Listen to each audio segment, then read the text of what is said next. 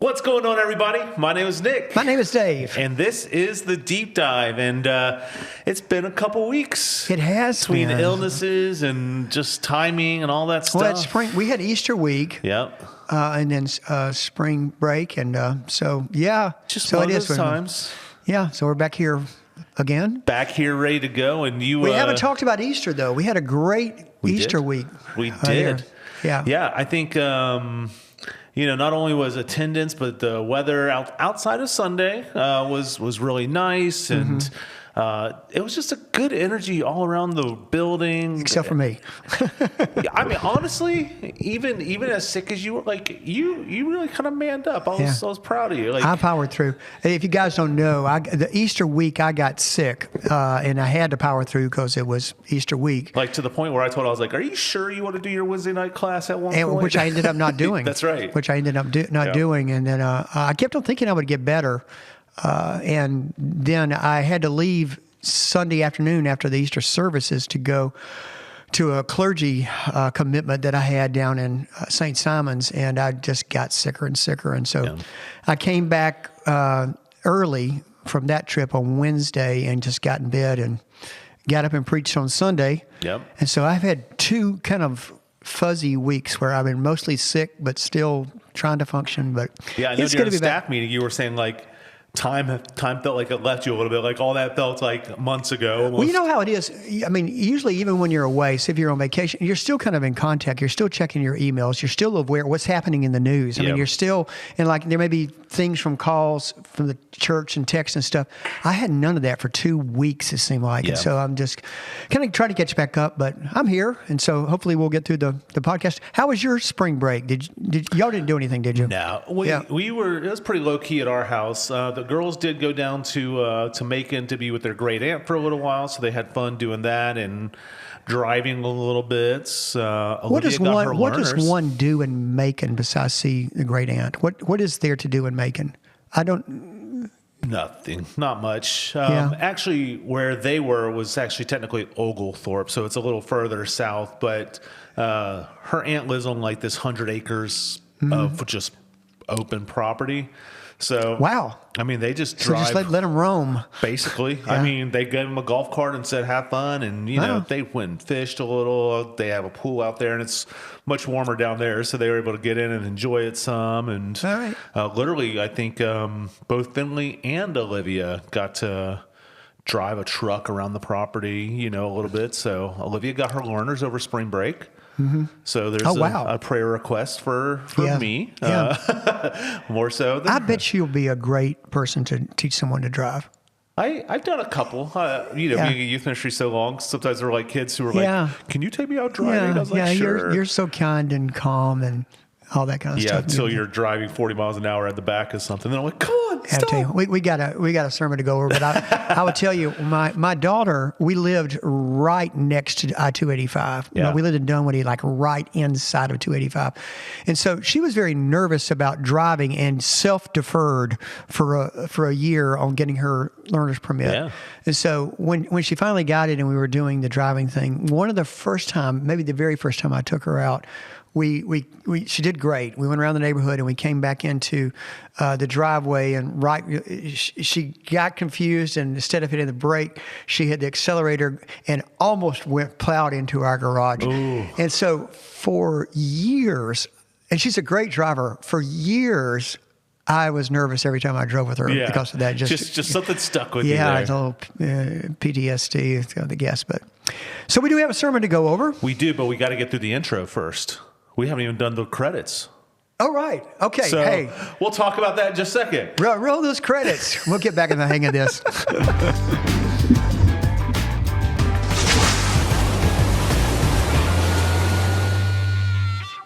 All right, now we're back. Uh-huh. Dave, you preached a sermon Sunday. Why don't you kind of tell us what it was about, and let's talk about it. Let me talk about what we're doing here after Easter. So, Easter is the big event for Christianity, or the whole thing that our faith rests on is the resurrection.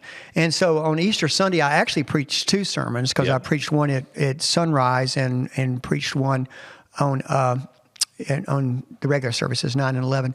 And so I did 2 different texts, and there are 2 different resurrection stories then. And I got to thinking, well, maybe there's some other resurrection stories that didn't happen like at the tomb. Yeah. And so let's look at those for these couple of weeks after Easter. And so the first one we looked at last week was about someone, setting this up now, someone with a famous nickname, a very famous nickname. So and most everybody could guess, but it's Doubting Thomas. And so it really, part of my premises was that a fair nickname for him? You know, and so I talked a little bit about nicknames. But let me ask you, have you ever had a nickname? I know that. Oh yeah. Boker calls you something, Lenny. He calls me Lenny. Okay, yeah, that's a youth group one because he thought I reminded him of Lenny the shark from Shark Tales. Okay. I don't agree with that one personally, but I've taken it as a loving, enduring thing. Playing baseball, I had vacuum at one point. They called me John Kruk because of the way I played first base. Yeah. Like a lot of that stuff. One that has stuck with me for a long time now is the Yoth. The Yoth, yeah. Yeah, for my last name. So do you like that? Yeah, they've all been good. They're better than what I could be called. So, well, I mean, you know, there's something about like middle school where everybody will take your name and make something, you know, that'll get on your last nerve out of it. So yeah. Well, I definitely have one of those, being named Nick. Yeah. But it was earlier in my childhood. We won't go there. The Nickelodeon. Oh, Nickelodeon. Where it was like Nick. I could have fought somebody if they had kept saying it. Yeah. Yeah. But yes, we also won't go where you were suggesting. Okay. So anyway, but yeah, so there are nicknames, and there are, you know, famous and good nicknames that people get that are great. I mean, like Air Jordan, Michael Jordan has built a franchise around his nickname.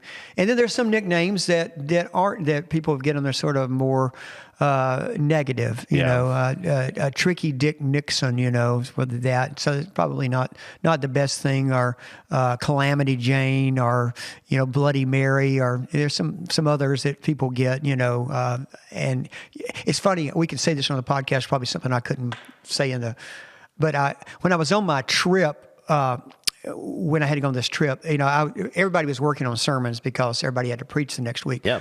And so I knew I was working on this, and so I was asking them about nicknames and stuff like that. And like 2 different people had somebody from like middle school that they called Poopy Pants. And it was because like some kid pooped his pants on the bus one time. Yeah. One time, and like they have to go through, they never live it down from that time on. And so that happens. People will do this one thing, and suddenly this is what they're known for. And it's like they have to move away or something. Yeah, just to get a new nickname somewhere. To get out of it. And I think of some of I can't really remember. They would play with my name a little bit. You know, there used to be, I don't know, I'm not really into cigarettes, but, you know, there used to be Benson and Hedges. Is that still a thing? I have no clue. Okay. There used to be Benson and Hedges, and people used to call me Benson and Hedges. And it's like, you know, is that the best you can do? Yeah. Is that all you got? So my name, fortunately, wasn't one that you could do. I was thinking about that. I was like, there's not a lot of like easy play-ons with Dave. Not a stuff that you can do with that one. So, yeah. But anyway, so we get to Thomas. And so I wanted to build a case that Thomas, you know, I think he gets an unfair rap with that whole thing. And so we kind of looked at him as a whole person, and then talked about what we can learn from that. But Thomas, who he does have a nickname actually that's in the Bible several times, and John makes a really big deal out of it. It's Didymus, which means twin. And so Thomas was a twin. And someone actually sent me an email about this and said, you know, what do we know about Thomas's twin? You know, who was his twin, all that stuff. And the short answer is we don't know. Yeah. But John goes out of his way to let us know that Thomas was a twin. You know, there's some legend and tradition that it maybe been one of the other disciples, or, you know, people make up these stories around it. But truth is, biblically and historically, we don't know about his twin. Yeah. But he does get labeled this, you know, with this Doubting Thomas, which we'll get to in a second. So, I think a lot of people know the story, but do you know some other things about Thomas that came before?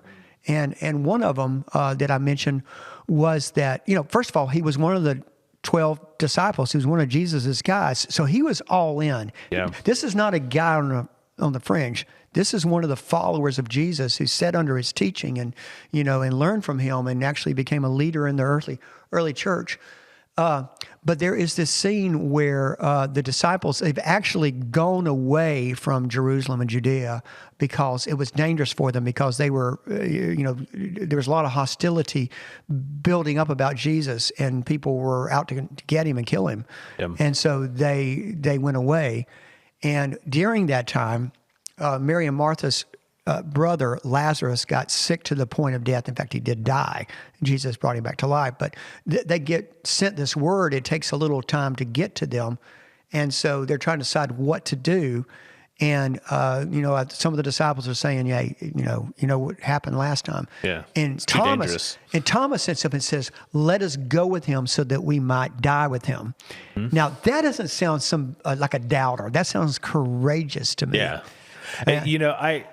I actually appreciated you did this sermon, because I don't remember whether it was a youth group or one of those like spot sermons, because I did a similar thing. Is like, I feel like the nickname doesn't necessarily match the person. It matched like maybe his like weakest moment, and it was like, man, I feel like he got a little bit of a bad. Well, rap we're going to get for into it in a second, but was it really a weak moment? We'll get into it in a second. Yeah. But the other story I brought in was when Jesus was doing this teaching, and this is when Jesus. This is later on. This is after it's the last week probably, and it's in John 14.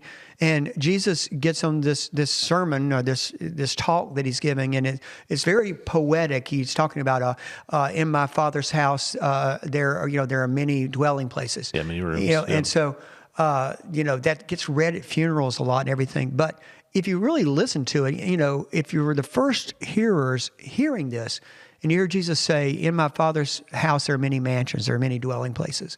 If it were not so, I would not have told you. I go to prepare a place so that you may go there also. If you're just hearing that for the first time, your question is like, what are you talking about? Yeah, where are we going? And it's Thomas who says, Lord, we don't know where you're talking about. We don't know where you're going. And that's what Jesus said. We don't know the way. And that's what Jesus says, I am the way, the truth, and the life. And so Thomas had the confidence to speak up, and so he was a questioner as well, which is a good attribute. And so after the resurrection, Jesus has risen from the grave that Easter morning. He's been seen by only one person at this time, Mary Magdalene. Mm-hmm. She saw them. She goes back and tells them. They come running. He's not there. Peter and John do. And so they go back and they're in hiding, and they're behind closed doors, locked. And Jesus makes an appearance to them. And, he says, peace be with you. And he has this conversation with them for a while, and then he's gone. And so then Thomas comes back, and they say, we've seen the Lord. And that's where Thomas gets the thing. He says, I don't believe it unless I'm able to touch his wounds and hear. And, there's a lot of things going on, first of all. And one thing I would point out is, it's not necessarily not having faith in Jesus that Jesus is risen. It may be not having faith in his friends. Yeah. What is the story you're telling? Yeah. What's the surrounding of this? But also, people process grief in their own way. Mm-hmm. And we know he's a questioner. We also already know that he is a courageous person. And so he is one of those kind of guys that might just needs to have the experience. And you've had the experience, and like maybe he's questioning himself, why did I go away the time I didn't? We don't know where he went. Yeah. We don't know why he was with the group. It might have been because of the way he processed grief. He just needed to be alone by himself during that time, and being with the other disciples was too hard because yes, they had this word from Mary, but it was confusing, traumatic time for them. And so, from that one scene is where we've got, this one time Thomas has got forever this doubting Thomas, reputation that he has. And I think it's a little unfair. Yeah, I do too. Like I just, I think if I were, I kind of feel a lot like what his character showed through some of these stories is like, I feel like I'm kind of loyal. One of those guys who's like, Yeah. if I'm with you, I'm with you. I'll walk to wherever with you or for you. Yeah. But I'm also a questioner. Like, I want to know things. I'm a little bit analytical, but I also want to have understanding so that if people were to ask me, I can respond back well. So I think if I were in this situation, like I try to put myself in his shoes, like if everybody around me had seen it, I think I'd be like, well, I have a hard time. For one, you don't see a lot of people just waking up from the dead a lot. Right. You know what I mean? It was a terribly confusing time for them. Yeah. Like, you know, I mean, stuff has happened. I mean, he watched him get beaten, whipped, all that stuff. It wasn't just like, I don't know. It would be hard to explain all of a sudden that this popped up. So, yeah, I mean, for him to ask, like, I want to put my fingers in his wounds and I want to touch it, like, well, I feel like that would have been me. And so, you know, and I can't stress, and I feel awkward saying it, but like women were not trusted at the time. Women like could not testify in a court of law because their testimony was not. So it just coming from Mary Magdalene, that's the only thing that he knew until his buddies are saying they've seen him. And so, and he's just trying to wrap his head around at the time. And so, you know, I can imagine being there, but when Jesus does appear, and he, you know, the second time, which is a week later, they're back in this room, and Jesus comes back, and he's there. He says, "Peace be with you," and then he immediately goes to Thomas and says, "Put your fingers here. You know, touch my side. Yeah. It's me." And Thomas says at this time, he says, "My Lord and my God." Which is one of the greatest testimonies. We don't hear the other ones saying that. I'm sure they felt it and thought it, but you know, in Scripture we see this great testimony, my Lord and my God, that he has there. Yeah. And then there's this one other thing that Jesus says to them. He says, he said, you believe because you've seen me. He said, blessed are those who have not seen and yet come to believe. Yeah. Okay, so we need to go past Thomas. He is talking about those that would come after him, to you and me, because we have to believe without seeing. Yeah. And so, but you know, these first witnesses to the gospel, it is a little bit different. So, and so that was, you know, that's the story of Thomas. It's a familiar story. I'm sure a lot of people, I tried to tell it in a slightly different way, but I'm sure people have probably even heard that take on it before, because I think I'm not the only one who thinks Thomas gets a bad rap. But I did think of, you know, 3 takeaways from that, because I always try to give something to take away that we can apply to our lives. And here they are. The first one was, that doubt doesn't disqualify you. Mm-hmm. We sometimes say that, doubt is the opposite of faith. Yeah. And so other parts in the Scripture, that there is no fear in love, because perfect love casts out fear. So really, the opposite of faith is really fear when you think about it. And I don't have a real, from Scripture, mostly from experience in my own, personal perspective. But I would say if there is an opposite to doubt, it's knowledge. Knowledge and experience. As we grow in that, then we grow more faith. Yeah. Right. And we have less doubt.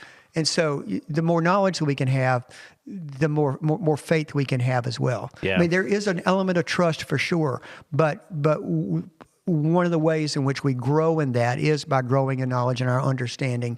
And as we do that, but doubt doesn't disqualify. We got to start somewhere. And so lots of times our questions can lead to deeper faith. And if we're just like saying, okay, I'm just going to stay on the superficial level of make-believe and not really say, well, really what happened there?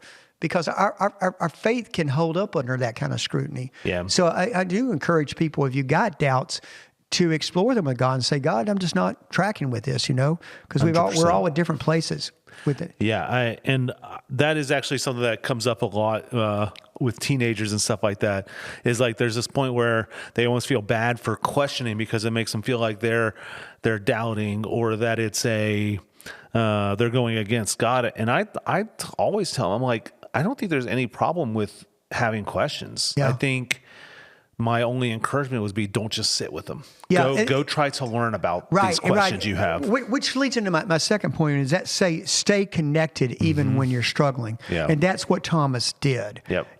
Lots of times we'll say, well, I haven't had that experience. I don't know what you guys are saying, and I'm going to go off and do my own thing. Yeah, you guys are crazy. I'm out. You got to stay connected. And he stayed in there, and then he had the experience and grew from it too. And I didn't know if it was a good illustration. You have to tell me if you thought it or not. But the only thing I could think last week in my illness was, because I've had this experience of like, you're watching this big sporting event, and you have to go to the concession stand to get some popcorn, or and then all of a sudden you hear people cheering and stuff, and you miss the big play, or people are like, they're screaming about something, and you've missed the missed call or something like that. And so then you have to depend on some other person's testimony to kind of catch you up in that. And you feel a little cheated in that, right? Yeah. No, I think that was a pretty good one. And so I think that's Thomas. He missed it, and he came in, and everybody else is excited. And he's going like, "Hey, I am not at that place with you yet." Yeah. And so you have to kind of hang in with that community for the whole game, and you'll get in that. And so, I think that speaks well to even maybe somebody who would consider themselves a little bit of a seeker, trying to come into a church for the first time, or coming into a youth group or something like that, where they see all these people worshiping in certain ways, but they don't. They might not feel the exact same way. So, like, encouraging them to stay connected, and like they'll kind of find and feel like. I think it resonates. Yeah, well. and I think that can be at different levels in our walk. Where a lot of people are saying, "Well, God is really moving here. I really felt the presence of God moving in this circle," and like. I didn't. Yeah. And so what do you do? Does that make me live? And I don't think it's that's the testimony that Jesus gives, and blessed those who haven't seen and yet believe, is that doesn't make us second tier Christians because we haven't had that experience. Right. We hang in there. We're not second class. We are blessed and beloved as well. And so we, need to hang in with the community and grow at the pace that we're at. Yep. And know this, just like Thomas, Jesus met him where he was. Right. He went right where he was and showed him, and God will meet us where we are, in our doubts, in our fears, in our faith journey.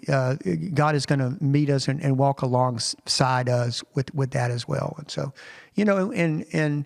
and part of the way that is done is with other believers who are the hands and feet of Christ, who will walk alongside us, and we should be opening ourselves to walk along others and not poo-poo them or discount them, but to remember back to when we might have had struggles, or we might have beliefs, or if we're struggling with something, to find somebody who is strong in that and let them help us along. Yeah. Just like you teaching Olivia to drive.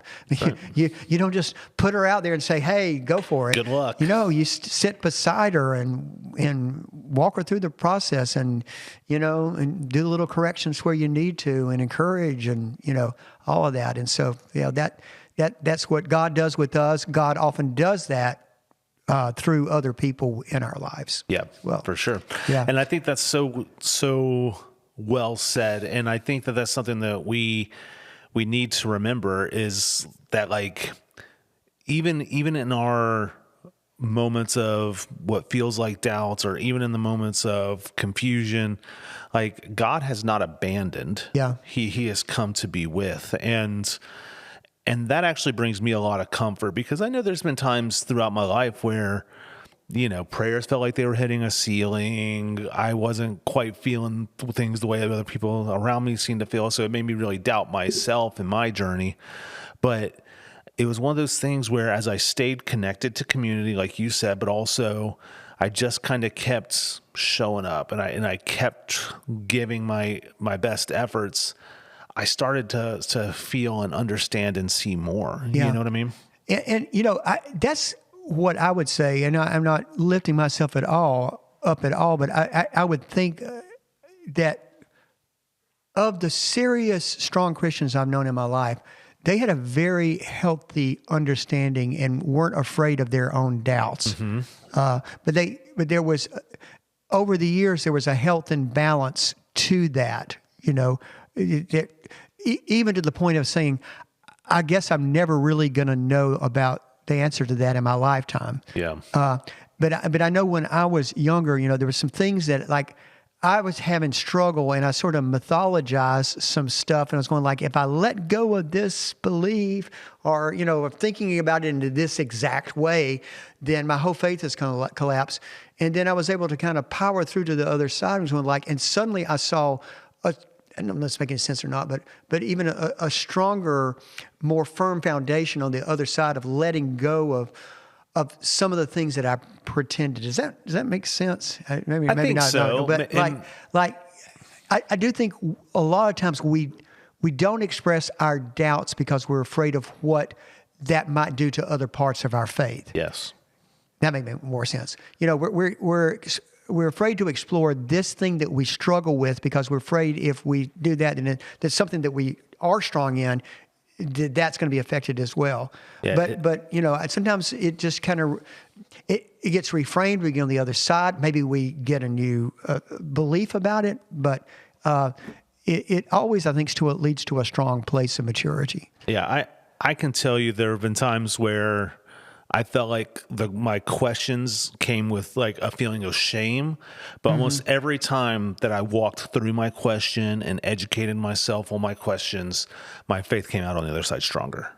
Almost every time. Sure.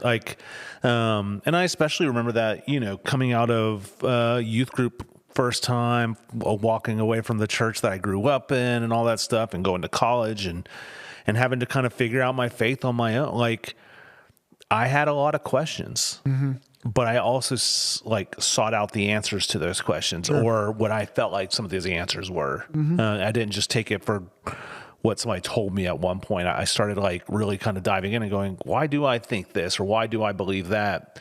And it led to what I feel like is a stronger, healthier faith. Yeah. And the other thing, just in closing about Thomas is okay, let's say he had this struggle at this one time. He didn't stay there. No. He matured on. And so what we know about him from history and tradition is that he went on to preach the gospel, be, missionary, and, one of the leaders in the early church. And really, it took the gospel about as far as it went back in those days. I mean, I think Paul went up maybe as far as like Spain, but all the way to India. They say that he took the gospel, and he ended up as, Judas took his life. John was the only one who did not die a martyr's death. So James died a martyr's death. Yeah. And so again, that doesn't sound like a doubter.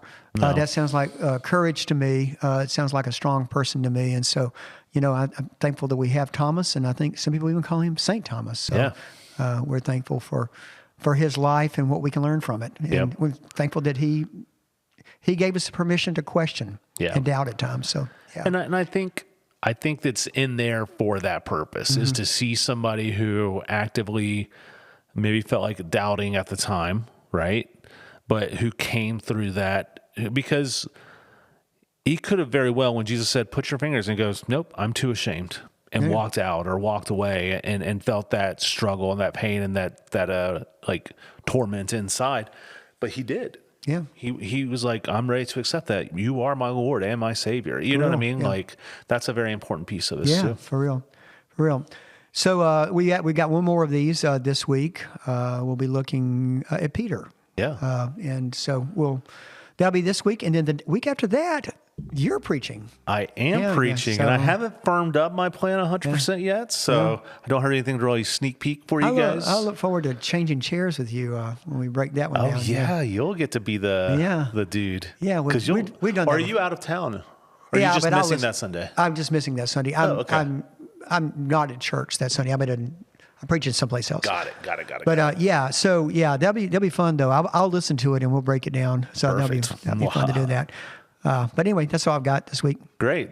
Well, guys, as always, thank you for tuning in and staying with us even after a couple week hiatus, coming back and taking this all in. And if you have any questions, anything that you'd like to add, there's a comment section below on the Facebook where you can watch this, or the YouTube, wherever you're watching it, there's a place to interact. You can drop it there, or if there's something maybe a little more personal or private, or something that you feel maybe you resonate with the story of Thomas and you feel some level of shame or whatever, shoot us an email. We'd be happy to talk with you through whatever those things are. Yeah, so I welcome those. And I do get some questions from time to time about sermons and stuff like that, and I always welcome them. I've got a couple people who do it a lot, and sometimes they think they're bothering me, but they're really not. I mean, I thrive on that stuff. Yeah. So, yeah, if you've got questions about anything I said, because I know I can sometimes be confusing, do that, or anything confusing that Nick and I have done here on the podcast.